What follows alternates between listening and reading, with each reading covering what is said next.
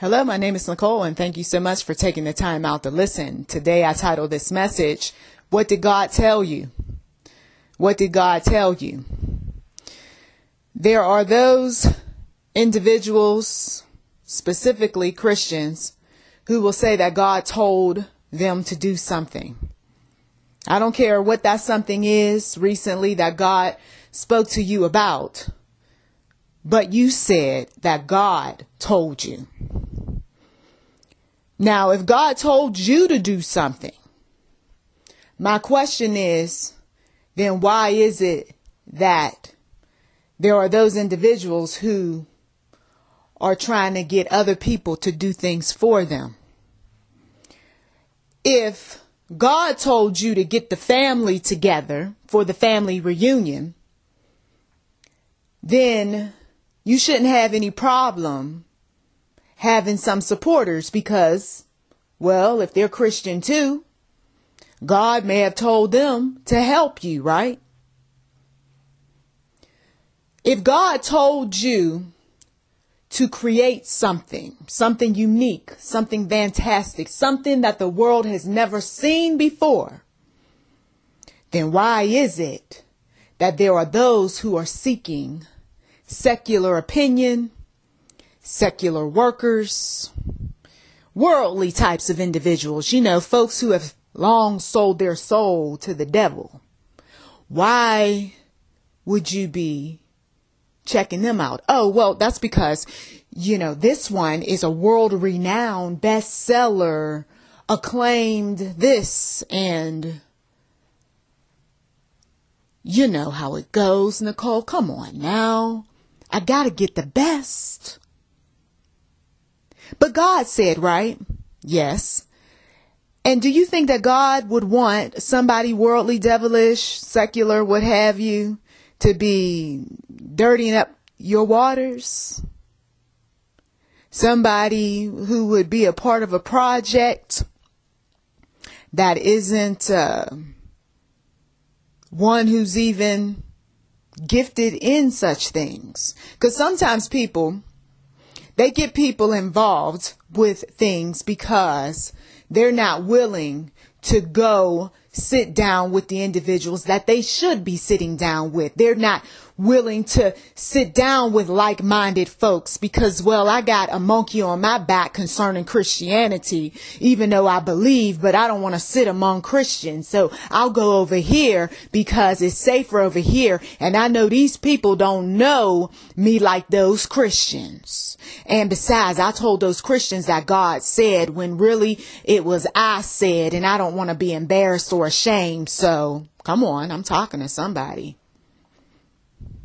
We need to stop. We need to stop talking about God said. If you haven't had confirmation, come on. I'm a witness. Years ago, God told me that this guy might be the one. Did you hear? Might. Now, is that really God or is that me? You see. And of course, I learned like so many other people. God didn't have anything to do with it. It was my flesh overriding my spirit. The man was nothing more than a rebound from the last relationship that I had been in, where the man that I thought was going to be my future husband was abusive. And then the minute the opportunity came and I started feeling better about myself and life was looking good, that's when I lowered my defenses and also started to distance a little bit away from the Lord and allowed an individual into my life who, out of all people, was a supporter of Satanist works. Seriously, he was a supporter of Satanist works. An Anton LaVey admirer. And those of you all who are familiar with Anton LaVey, there's a lot connected to him. Okay.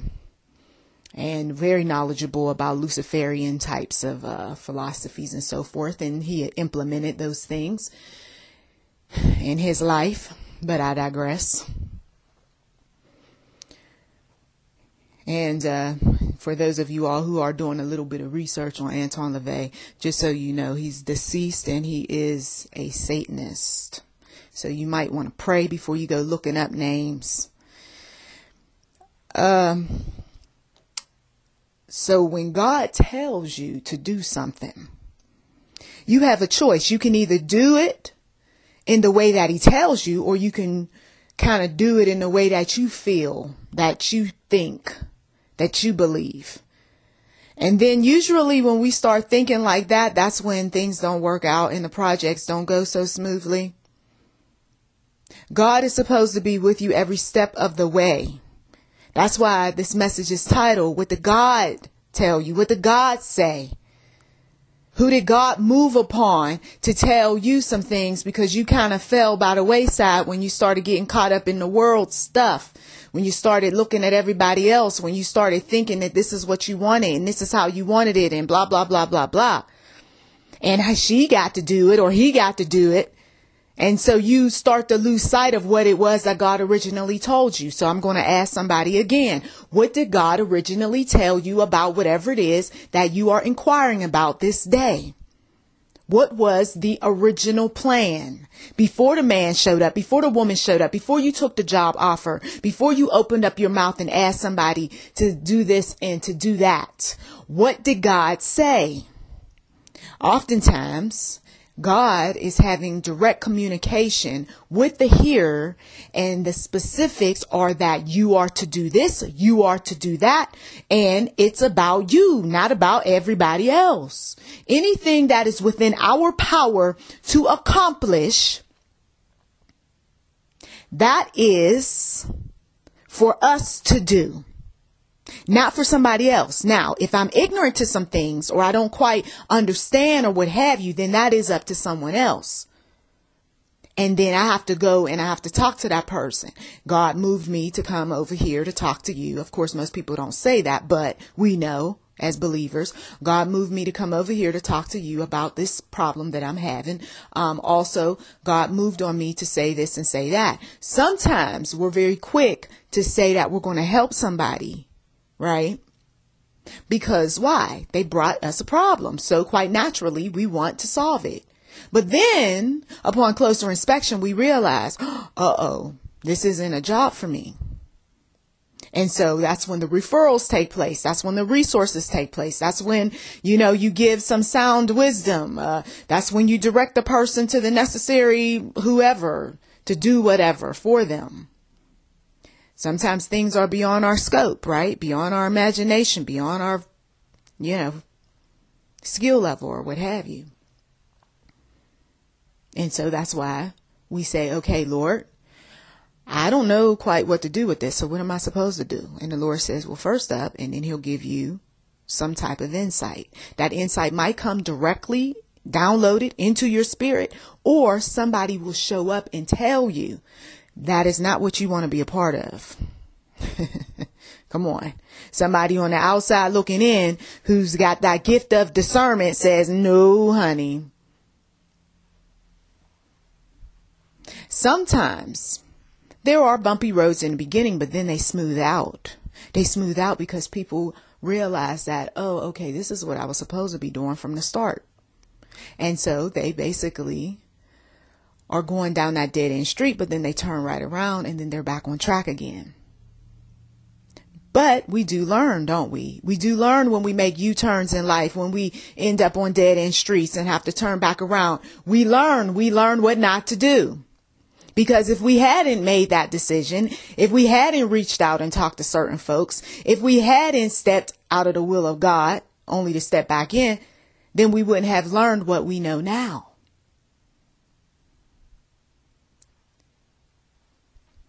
Sometimes making a wrong turn isn't always a bad thing, because you learn new things, right? You know this when you're driving. I turned down this wrong street. Oh, but I didn't know that this was there. Oh, well, let me park the car and get out and see what's over here. Right? Sometimes making the wrong decision actually is a blessing in disguise. But we're not supposed to make too many wrong decisions, right? That's why we got God. Excuse me, Lord. Yes, I messed up. Oh, what did you do? Well, I know you told me to do this, but I ended up asking about 5, 10, 15 people to join me in on this. And How's that working out for you? Not very well. Did I tell you to ask all those folks? No. But I needed to help. I didn't tell you that you needed to help. You have all of the skills. I have already given you those things. You see, sometimes we're reaching out for help when it's not necessary to reach out for help. There's plenty of jobs out there where it only takes one person.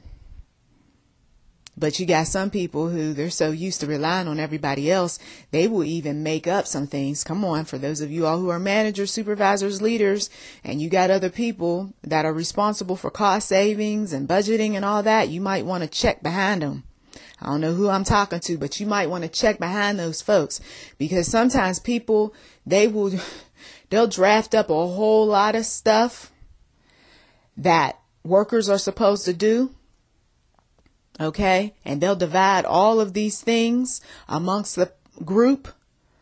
And then when you look closer at those responsibilities, you find out that you don't need 5 people for that job. You only need 2. But because some folks want to keep their favorites on board, they're going to stretch out some responsibilities. Hear what I'm saying? They're going to stretch out some responsibilities. It's like stretching the truth, right? And basically telling lies, because they want to keep some people on board, because they can't bear the fact that we got to cut. Oh, another group of people. Let me make up something for you to do to keep you on board a little while longer. That's why you can't have sentimental folks or people who are overly compassionate in positions of hiring and firing. God, He has all of us designed in such a way where some of us, we can handle responsibilities while other ones, not so much. So when God speaks to you and tells you something, and even though your feelings are getting in the way of that, you still got to proceed. You still got to go forward. You still got to do what God tells you to do if you don't want to reap those consequences of being disobedient. Well, I don't feel like this is a good idea. It doesn't matter whether or not you feel like it's a good idea today, because if you stick around long enough, it'll end up being a good idea later. Okay. If you're walking with the Lord like you're supposed to. Well, I don't feel like this is a good move. And then some people like to blame other people because they should have never reached out to folks to begin with. They should have spent more time talking to the Lord. So why get the attitude? Why get upset? Why start complaining? Why start venting? Why start talking about this person's not a good business, whatever. I can see why she got her problems with her, business, or I can see why he got all these issues in a relationship. Don't even start with the long list of why you think people have their issues. People got all sorts of issues, and it's not necessarily what you think. Let's just go back to the fact that you didn't listen to God. Right? Get your eyes off of what everybody else is doing and how you feel about this price and that, environment and, this organization and all of that. And let's just get back on point. The fact of the matter is that you know what you need to do and you have yet to do it. I think about this sort of thing when I have some work in front of me. And if I haven't went to the Lord about it, then chances are it might be a problem, you see. But if I prayed about that work, I don't care if it was 2 weeks ago, 2 minutes ago, if I prayed over that work, I'm going to be able to deal with it better than if I hadn't. Okay. Because that's the kind of relationship I have with the Lord. I know that He is with me when I'm putting my trust in Him. But when I'm putting my trust in myself or I'm trusting other people, it doesn't go over too well. And a lot of times we just trust people without thinking twice, because that person has a title, because that person has the awards, because that person has accomplished much. We just trust. But the Lord says, I need for you to trust in me. I need for you to trust in me. And sometimes people will say God said, when really they just want to get out of doing what they're supposed to be doing. So what I mean by that is that God said, I'm not supposed to talk anymore about this, or God said, I'm not supposed to pick up the phone, or God said that this wasn't a good idea, or God said, no, God didn't have nothing to do with it. You just don't want to tackle the project right now, or you don't want to go and run the errand, or you don't want to take care of your personal responsibilities, or you know that you've been putting off something for so long. So that's not going to fly either. And God sees right through that. And the people of God who have the gift of discernment, who are knowledgeable about spirituality and so forth, can see through it too. I was told a long time ago to be very, very cautious about saying God said, especially around those who are not like-minded. But you got to be that way too with folks who are like-minded, because God said, for me, who I'm like-minded, okay, when it comes to Christians, if I hear that God said, I'm going to hold that person to a higher standard than I would if it was a new believer just coming to know Christ. Because if you're bold enough to say God said, then you're also bold enough to take care of whatever it is that God told you to take care of. And then it's not necessary to say God said. You see, you just do. Once you grow in the faith, once you become stronger, you don't have to say God said anything. Your walk will reflect that. The light within you will shine. But sometimes people say God said because they're covering up the fact that they really said. They're covering up the fact that I'm not where I'm supposed to be. I'm still a work in progress, but I'm not going to humble myself to say that I'm still a work in progress. I need to know some things. I need to learn some things. I'm not going to do that. Sometimes it's easier just to go up to a person and say, how do you do this? Or where do I get information about that? As opposed to appearing as if you got it going on. You see, my grandmother told me a long time ago, she said, and she was talking about Christians, believers, people of faith, what have you. They're very good about showboating, showing off.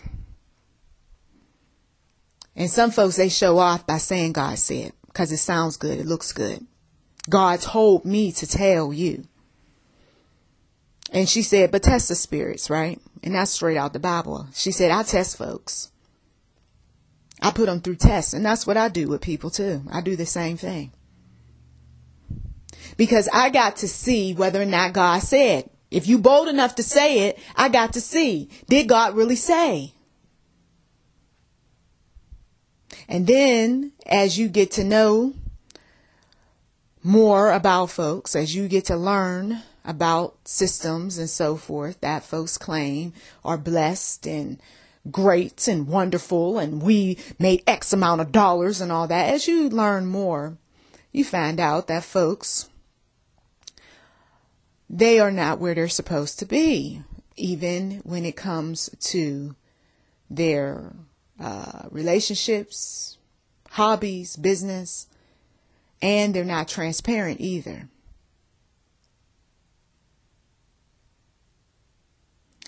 So if you say God said, that will put a halt on people asking some questions, those that are not discerning, those that just kind of go along with the flow, new Christians. Oh, God said, okay, well, I won't ask this question and that one, and I won't do any research, and I won't study, or I won't sit back and watch how this whole movie goes, and I won't do this and I won't do that.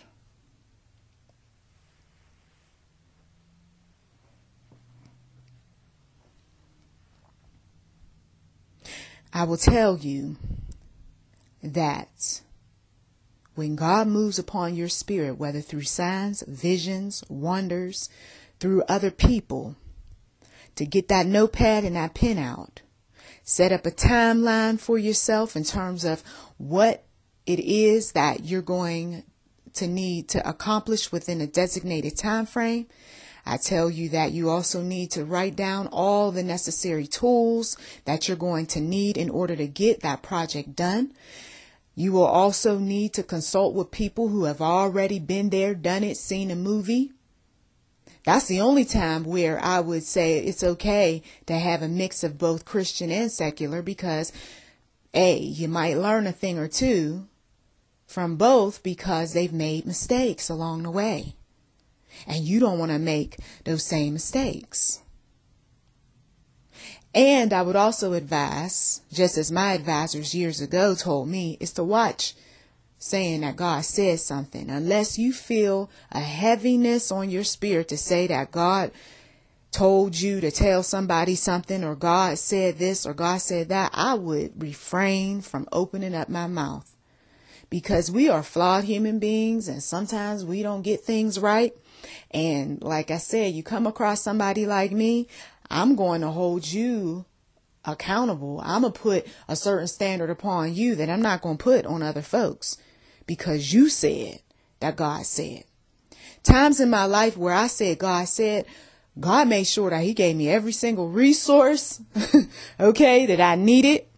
Times when I said God said, whether it was good news, bad news, whatever, whether it was something that was right in somebody's face about them or about me, transparent, out there.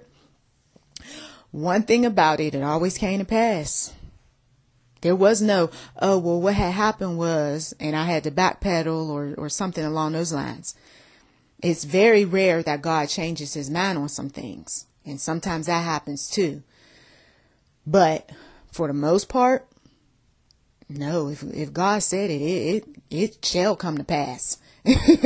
Okay. So I hope that this is just one of those eye-opening messages for some of you all. Okay. To get back on track in terms of what is it that God originally told you? What is it that you still have yet to do? Okay. Check your old notes, your journals, your, prayer requests, wherever you documented something, recordings. For those of you all who remember, God did tell me, okay, what did the prophet say? What did the prophetess say? Okay. And do what it is that God told you to do. Because once again, we do get distracted. We do find ourselves saying and doing some other things when we're supposed to be doing what God said. Okay. Well, blessings to you. Please do check the description box for anything that is of interest. You've been listening to YouTube NM Enterprise 7. Also, if you haven't given, we do welcome donations. To God be the glory.